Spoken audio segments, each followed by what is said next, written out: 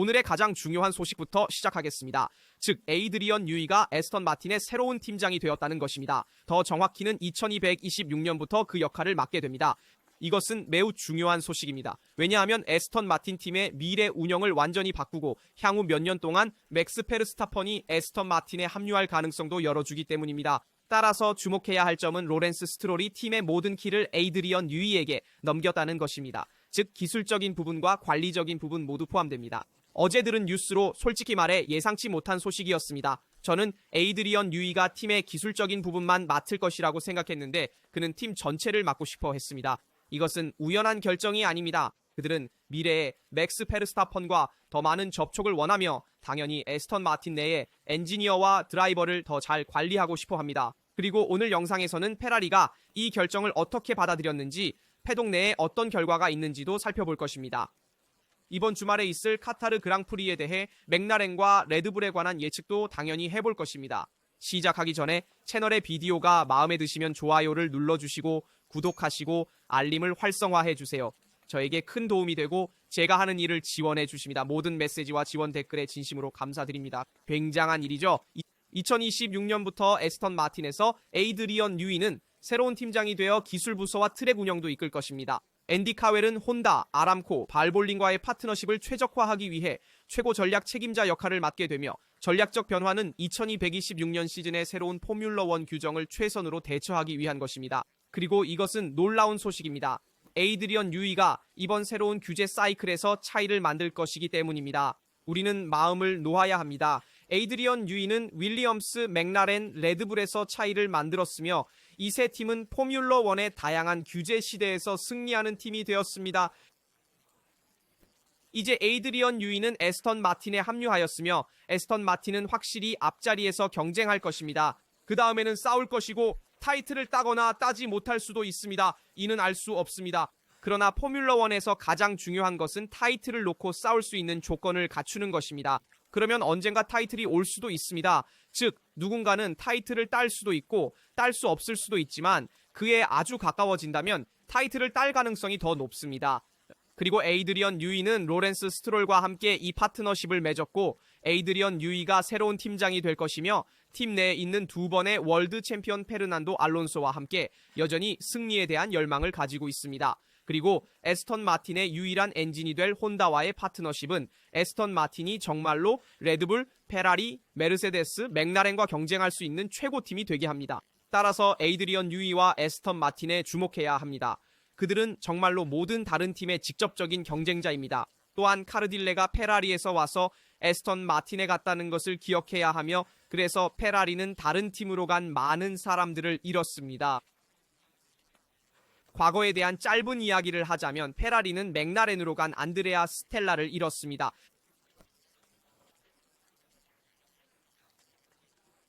페라리는 그 이전에 로스 브론을 잃었고 에스턴 마틴으로 간 엔리코 카르딜레를 잃었습니다. 불행히도 조이아 델 칸노네가 팀에 붙잡아 두지 못한 많은 사람들이 결국 다른 팀으로 옮겨갔습니다. 에이드리언 뉴이 역시 페라리에 가야 했습니다. 내부적으로 합의가 있었고 이에 대한 논의가 있었지만 페라리가 이를 확인하지 않았습니다. 이는 페라리에게 큰 손실이라고 생각합니다. 단기적으로는 그렇지 않을지 몰라도 장기적으로는 큰 손실입니다. 향후 몇 년 동안의 새로운 규제 시대를 생각해보면 말이죠. 사실 에이드리언 뉴이를 영입하는 결정을 작년에 했어야 했는데 그 기회를 놓쳤고 그는 에스턴 마틴으로 갔습니다. 확실히 에이드리언 뉴이도 실버스톤에 본사가 있는 에스턴 마틴의 영국 환경과 페르난도 알론소와 함께 있는 것을 선호합니다. 에이드리언 뉴이는 항상 페르난도 알론소와 함께 일하고자 하는 의지가 있었으며 따라서 이러한 이유로 에스턴 마틴을 페라리보다 선호했을 것입니다. 이는 또한 에스턴 마틴 내에서 자유로운 역할과 보수 때문이기도 합니다. 하지만 페라리는 기회를 놓쳤고 이것은 거의 확실합니다. 저를 웃게 만드는 것은 만약 3년 안에 에스턴 마틴의 구조가 작동한다면 우리는 카르딜레를 새로운 뉴이로, 뉴이를 새로운 호너로 보게 될 것이며 엘카는 이 결정을 매우 나쁘게 받아들일 것입니다.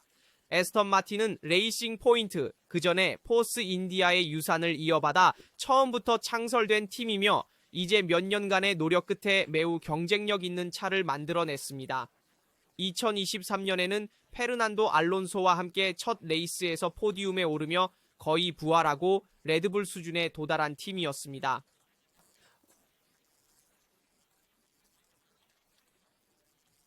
페라리를 앞지르고 레드불 바로 뒤에서 두 번째 힘이었습니다. 그래서 이것을 기억합시다. 세바스찬 페텔과는 에스턴 마틴 세바스찬 페텔 프로젝트가 잘 되지 않았지만 페르난도 알론소와 함께 일을 잘 진행하기를 바라고 있으며 앞으로 어떻게 될지 지켜볼 것입니다. 에드리안 뉴이와 에스턴 마틴에 관한 또 다른 중요한 사항은 다음으로 내려야 할 결정은 분명히 드라이버 문제입니다. 알론소가 현재 에스턴 마틴에 남아있지만 영원히 그러지는 않을 것이므로 그의 자리를 대신할 사람을 고려해야 합니다. 가장 이상적인 이름, 즉 최고의 후보는 맥스 베르스타펜입니다. 에드리안 뉴이가 팀의 리더로 있는 것을 보면 그는 관리 부분과 기술 부분의 책임자 역할을 할 수 있습니다. 따라서 에스턴 마틴이 타이틀 경쟁팀으로 입증된다면 맥스 베르스타펜이 실제로 에스턴 마틴으로 갈 수 있습니다. 다른 후보로는 확실히 샤를 르클레르가 있습니다. 사실 에스턴 마틴과의 사전 계약은 새로운 자동차가 샤르를 실망시킨다면 2226년 첫 세 경기 후 페라리를 떠날 수 있는 기회를 제공합니다. 따라서 샤르 르클레르에게도 주목해야 하며 그도 에스턴 마틴으로 갈 수 있습니다. 제 생각에 또 다른 가능성은 이 두 드라이버 중 하나를 알론소 대신이 아니라 알론소 옆에 두는 것이며 따라서 란스 스트롤 대신 알론소 베르스타펜 또는 알론소 르클레르 커플을 구성하는 것입니다. 물론 이것은 극단적인 선택입니다. 왜냐하면 팀의 소유주 아들인 란스 스트롤을 잃게 되기 때문입니다. 그가 드라이버로 팀을 떠나는 것은 어렵지만 란스 스트롤 자신도 이미 1년 전에 테니스 경쟁을 위해 포뮬러 1을 떠난다는 소문이 있었기 때문에 배제할 수는 없습니다. 그래서 앞으로 몇 년 동안 이런 일이 일어날 가능성을 배제할 수 없습니다. 제 생각에는 란스 스트롤이 그의 아버지의 권유로 한 발 물러서는 모습을 볼 수 있을 것입니다. 포뮬러 1에서 경력을 쌓았고 일어난 일은 일어났고 많은 것을 이루지는 못했지만 자신만의 경주를 했고 즐거웠다면 한 발 물러서서 에스턴 마틴에서 경주할 자격이 있는 다른 드라이버에게 자리를 내줍시다. 제 생각에는 로렌스 스트롤이 앞으로 이런 생각을 하고 페르난도 알론소 옆에 드라이버를 배치하여 그를 성장시키고 에스턴 마틴의 미래로 만들 가능성이 있습니다. 지켜보겠습니다. 맥스 베르스타펜과 샤르 르클레르에게 주목하세요. 그들이 팀의 미래가 될 수 있습니다. 지켜보겠습니다. 또 다른 사항으로 우리는 당연히 카타르에 대해 이야기해야 합니다. 카타르에 대해 이야기합시다. 왜냐하면 맥라렌이 다음 경기를 위해 접근 방식을 어떻게 바꿀지, 바꾸지 않을지를 봐야 하기 때문입니다. 사실 안드레아 스텔라는 라스베가스에서 발생한 배경의 원인과 맥라렌이 카타르에서 접근 방식을 변경하지 않는 이유를 설명했습니다. 실격은 미래의 규칙 변화를 가져올 수 있습니다. 이는 중요합니다. 왜냐하면 맥라렌이 카타르에서 접근 방식을 변경하지 않는 이유는 자동차가 라스베가스와 같은 트랙에서 지나치게 튀어오르며 너무 많은 반응을 보였기 때문입니다. 라스베가스는 많은 움푹 패인 곳이 있는 트랙이고 직선적이지 않은 시민 도로의 아스팔트이기 때문에 다양한 움푹 패인 곳이 생겨나는 원인이 됩니다.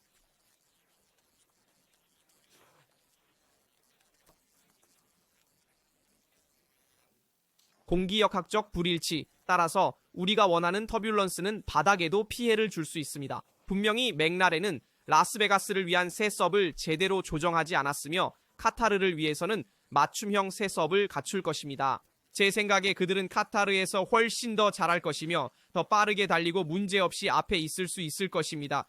그리고 우리가 라스베가스에서 봤던 문제를 포기할 것입니다. 바닥에 더 주의해야 한다는 것은 사실이지만 카타르의 아스팔트는 라스베가스의 아스팔트보다 관대하다는 것도 사실입니다. 이것은 분석해야 할 중요한 지점이며 안드레아 스텔라는 이를 재확인했습니다. 실제로 그는 카타르에서 접근 방식을 변경하지 않을 것이라고 발표했습니다. 라스베가스에서 자동차를 관리하는 것은 역효과가 있었다고 말했습니다. 왜냐하면 예상치 못한 튀어오름이 너무 빨리 발생했고 속도가 약 2초 느렸기 때문입니다.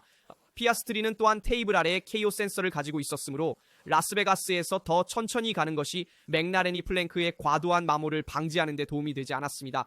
이것은 제가 안드레아 스텔라의 발언 중에 여러분께 전하고 싶었던 내용입니다. 사실 에릭 반 하레는 말합니다. 맥스 베르스타펜이 접근했음에도 불구하고 맥라렌 팀장 안드레아 스텔라에 따르면 이는 팀 내부 관계를 변경하지 않습니다.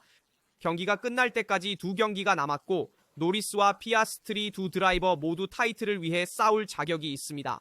따라서 맥라렌의 태도는 변하지 않으며 팀장 안드레아 스텔라의 발표에 따라 두 드라이버를 지원하고자 하며 피아스트리가 노리스를 도와 타이틀을 획득하는 일은 없을 것입니다. 예를 들어 랄프 슈마허가 예측한 것처럼요. 그래서 1등과 2등 드라이버는 없고 두 드라이버는 동등하게 대우받을 것입니다. 두 드라이버 모두 타이틀을 위해 싸우고 이길 기회를 가집니다. 그리고 아래에는 바르셀로나 2016에서 해밀턴과 로즈버그의 밈이 당연히 나타납니다. 어쩌면 그렇게 끝날 수도 있겠죠. 누가 알겠어요. 맥라렌에서 두 사람 간의 충돌이 있을 수도 있고 베르스타펜이 그 상황을 이용할 수도 있습니다.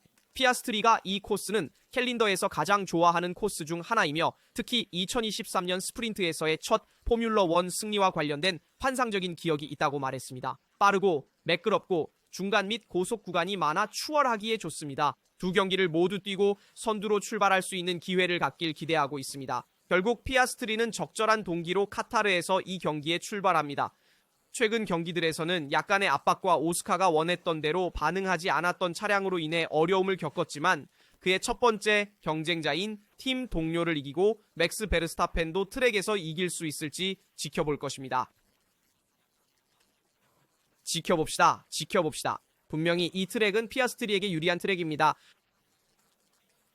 로리스도 잘 맞지만 피아스트리도 카타르에서 매우 잘 맞습니다. 다른 측면도 주목해야 합니다. 트랙 제한이 중요한 역할을 할 것입니다. 예선이 매우 중요할 것이라고 합니다. 또한 트랙의 다양한 수정 사항에도 주의해야 합니다. 사실 코너 6, 코너 10, 코너 16에 스트립이 추가될 것입니다. 또한 예선에서 트랙 제한에 주의해야 합니다. 제한을 넘기면 랩이 취소될 수 있으므로 Q1부터 Q3까지 세션을 계속 진행할 수 없게 될 수도 있습니다. 따라서 트랙 제한도 중요하고 경주 중 트랙 제한도 중요합니다. 너무 많은 트랙 제한을 넘으면 페널티가 있을 수 있습니다.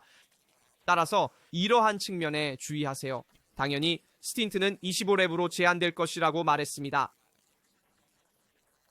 타이어 마모 때문에 스틴트는 25랩 이상 할 수 없습니다. C1, C2, C3 타이어가 제공될 것이므로 지켜보겠습니다. 따라서 드라이버들이 어떻게 반응할지 지켜보겠습니다. 어쨌든 카타르에는 그립이 많아 타이어 소비가 높은 도로입니다. 따라서 타이어를 더 잘 관리하는 사람이 이 점을 가질 것입니다. 페라리는 여전히 시즌 첫 승리를 쫓고 있으며 바소에르가 강조한 목표입니다. 팀의 전략 운영은 피렐리가 설정한 새로운 트랙의 변수는 예선이라고 설명합니다. 사실 카메론 로버츠는 카타르에서 예선이 매우 중요할 것이라고 설명하며 제 생각에도 선두로 출발하는 사람이 승리할 가능성이 높습니다.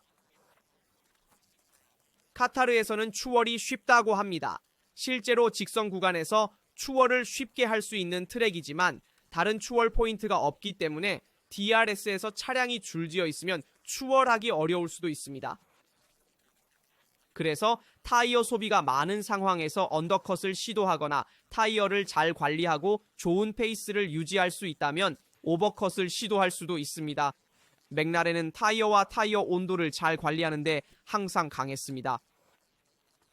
피에로 라디사의 의견을 보여드리며 저도 동의합니다. 뉴이는 어느 최상위 팀에서든 성공의 보장으로 여겨지며 획득한 타이틀에 서명을 했습니다. 윌리엄스, 맥라렌, 레드불에서 본 적이 있습니다. 규정 변경을 활용하여 에스턴 마틴에서도 같은 일이 발생할까요? 그럴 수도 있습니다. 페라리의 성적을 보면 큰 후회로 남을 것입니다. 저도 동의합니다. 뉴이에 관한 소식은 에스턴 마틴에겐 긍정적일 수 있지만 페라리에겐 부정적일 것입니다. 뉴이가 과거에 이룬 것을 보면 뉴이를 마라넬로로 데려올 기회를 놓친 것은 페라리에겐 큰 아쉬움입니다. 저는 팀에 아드리안 뉴이를 데려오기 위해 모든 것을 했을 것입니다. 팀의 수장이든 기술적인 면이든 운영적인 면이든 상관없지만 확실히 기술적인 면이 훨씬 더 중요합니다. 예전에는 아드리안 뉴이를 기술 프로젝트를 맡길 수 있는, 즉 포뮬러1에서 최고의 엔지니어이자 여러 팀을 성공으로 이끈 신뢰할 만한 인물로 여겼다면 이제는 에스턴 마틴에서 보여준 것처럼 기술적인 면뿐만 아니라 경영적인 면에서도 전체 프로젝트를 맡길 수 있는 신뢰할 만한 사람으로 볼 수 있습니다. 포뮬러1에서 많은 경험을 가지고 있고 많은 관계와 지식, 연락처를 가지고 있으며 포뮬러1 팀을 어떻게 관리해야 할지 알고 있기 때문에 에스턴 마틴은 그에게 모든 책임을 맡기는 것이 잘한 결정인 것 같습니다. 아드리안 뉴이를 페라리에 데려온다는 것은 그를 브랜드보다 앞서게 한다는 의미였습니다. 뉴이는 많은 권력을 요구하지만 여러 팀에서 얻은 권력을 받을 만한 자격이 있다는 것을 여러 해 동안 증명해 왔기 때문입니다. 태국에 곧 도착할 것이니 주의하세요. 태국의 새로운 도시 서킷 프로젝트에 13억 달러가 투자되어 2028년부터 시작될 가능성이 있습니다. 5.7km 길이의 18개의 커브를 가진 도시 서킷으로 윌리엄스의 드라이버이자 태국 드라이버인 알렉스 알본이 당연히 홍보하고 있으며 도메니칼리도 서킷 조직자들과 이야기하고 있습니다. 그래서 태국에서 모터스포츠를 촉진하기 위한 프로젝트가 가능합니다. 우리는 국제적인 포뮬러 1이 필요하기 때문에 이것은 훌륭한 소식입니다. 끝을 바라보기가 힘들고 다음 시즌을 보는 것도 싫습니다. 이것이 루이스 해밀턴이 페라리와 함께 2026년에 대해 말한 것입니다. 그리고 이미 첫 번째 댓글들이 나타났습니다. 페라리가 팀을 재건하고 2026년에 차를 개발해야 할 위대한 리더가 바로 이것인가요? 받아들일 수 없는, 참을 수 없는 발언입니다. 곧 벨만입니다. 그렇다면 마음을 편히 먹고 제 생각에는 이런 발언은 문자 그대로 받아들이지 않아야 합니다. 즉 루이스 해밀턴이 라스베이거스에서의 주말 후에 한 발언인데 루이스가 어떤 사람인지 알죠? 분위기가 뜨거울 때, 아드레날린이 넘칠 때 과장된 발언을 합니다. 이번 시즌에 이미 그가 이런 말을 하는 모습을 본 적이 있습니다. 나는 페라리 수준의 드라이버가 아니며 잘못된 드라이버를 선택했습니다. 이미 이 말을 했지만 다시 한번 강조하고 싶습니다. 루이스 해밀턴은 경주나 포뮬러 1 주말처럼 흥분된 순간이 지나면 자신도 생각하지 못한 과장된 발언을 하는 결함이 있습니다. 그리고 이것이 경우입니다. 루이스 해밀턴은 당연히 매일 공장에서 일하면서 내년 페라리를 최상의 상태로 만들려고 노력할 것이므로 이러한 발언은 큰 의미가 없습니다. 루이스는 다음 시즌을 보고 싶지 않다는 것이 사실이 아닙니다. 그는 페라리와 계약을 맺었고 계약서가 있으며 페라리의 성공을 이루기 위해 결심했으며 그의 우상인 아일톤 세나의 꿈을 실현하려고 합니다. 이 또한 우리가 언급했습니다. 그는 여기서 이런 것들을 할 것입니다. 성공할까요? 성공하지 못할까요? 이것은 그가 운전해야 할 차에 달려있기도 하지만 그가 동기부여가 없어서가 아닙니다. 루이스 해밀턴은 항상 동기부여가 있으며 그가 하는 많은 일에서 그것을 볼 수 있습니다. 그는 계속 훈련하고 팀을 위해 최선을 다하고 있습니다. 즉 그의 나이에 43에 그가 하는 일을 하는 것은 정말 어려운 일이지만 7개의 세계 타이틀을 획득한 후 운전하기 어려운 차를 운전하게 되지만 그는 여전히 앞으로 나아갈 내부 동기를 가질 수 있습니다. 부정적인 세션이나 부정적인 경주 등 이후에 좌절의 순간들이 있는 것은 당연하며 그때 그는 과장된 발언을 합니다. 이 부분에서 제 생각에 루이스는 실수하고 있습니다. 왜냐하면 팀의 리더로서 항상 엄격하고 목표에 대한 결단력을 유지해야 합니다. 즉 그는 정신과 목표에서 멀어져서는 안 됩니다. 나는 페라리로 승리해야 하며 최고에 도달하기 위해 노력할 것이고 내년에는 최선을 다할 것입니다. 이것들이 발언이 되어야 합니다. 그래서 루이스 해밀턴은 이런 발언을 하는데 실수하지만 제 생각에 그도 마음속으로는 그렇게 생각하지 않습니다. 이는 좌절의 발언입니다. 그래서 말하자면 곧 벨만입니다. 이는 참을 수 없고 받아들일 수 없는 발언이며 그가 리더가 되어야 합니다. 그는 리더이며 세계 챔피언이기 때문에 그 역할에서 벗어날 수 없습니다. 그러나 그도 결함이 있는 것은 정상입니다. 즉 모든 사람이 자신의 결함을 가지고 있으며 불행히도 해밀턴은 여기서 너무 감정적인 발언을 할 때 더 이성적이어야 할 때가 있습니다. 즉 팬들도 이 발언을 부정적으로 받아들입니다. 당연히. 그래서 해밀턴은 이런 발언을 하는데 실수하지만 문자 그대로 받아들이지 말아야 한다고 말씀드리고 싶습니다. 해밀턴은 페라리와의 계약을 마지막까지 존중할 것이며 팀의 성공을 위해 노력할 것이고 성공할지 성공하지 못할지는 당연히 시간이 말해줄 것입니다. 아드리안 뉴이, 맥스 페르스타펜과 르클레르의 에스턴 마틴 도착, 카타르에 대한 여러분의 의견을 댓글로 알려주세요. 비디오에서 다룬 모든 주제에 대한 여러분의 댓글을 읽고 답변하고 싶습니다. 항상처럼 좋아요를 누르고 구독하고 알림을 활성화하여 이 채널의 포뮬러 1 및 페라리 관련 뉴스 비디오를 놓치지 않도록 하세요. 여기 라스타였습니다. 다음 비디오에서 뵙겠습니다.